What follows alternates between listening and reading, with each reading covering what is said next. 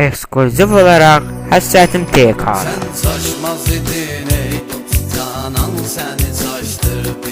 Düştün ele dövrana, dövran seni saçtırdı. Sen saçmaz idin ey dost, canan seni saçtırdı. Düştün ele dövrana, dövran seni saçtırdı. Həsrətim TK.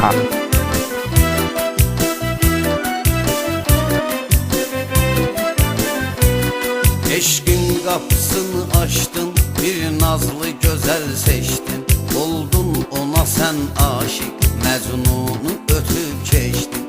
Elbet gecenin yarı, cananla şarap içtin. Canan seni aldattı, şeytan seni saçtırdı.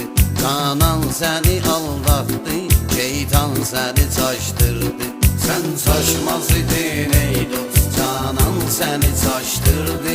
Düştün ele dövrana, dövran seni saçtırdı.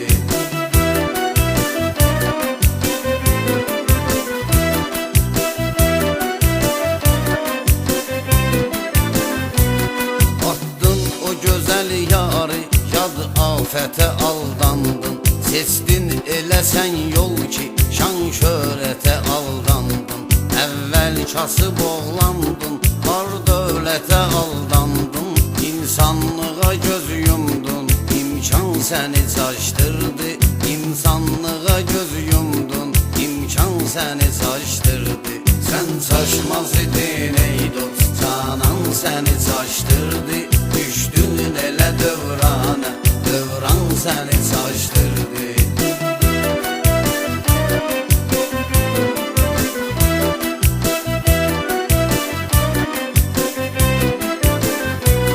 Geysi eleyen Mecnun öz sevdiği Leyla'dı. Allah o hakikatdi, terz eyleme rüyadı. Bu eşki mehabbetdi, bir dalgalı deryadı. Düştün sen o deryaya, tufan seni saçtırdı.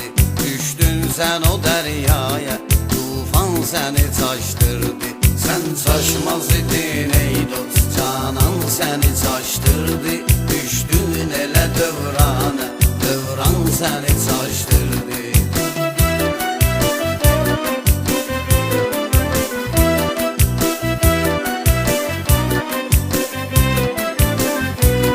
Dünya yaranan gündən yar aşıqə həmdəmdi. Aşık yani Ferhane, canan da ona şəmdi. Sevmək nədir bilmirsən, o başqa zülaləmdi. Eşqin ovuna çıxdın, ceyran səni saçtırdı. Eşqin ovuna çıxdın, ceyran səni saçtırdı. Sen saçmaz idin ey dost, canan səni saçtırdı. Düşdün elə dövrana, dövran səni saçtırdı.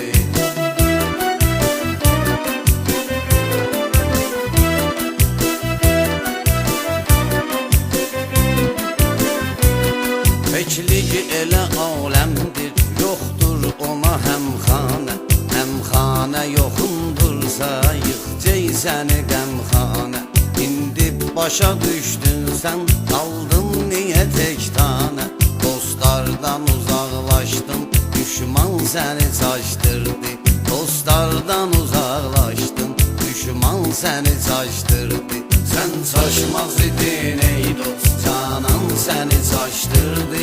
Düşdün elə dövrana, dövran səni saçtırdı.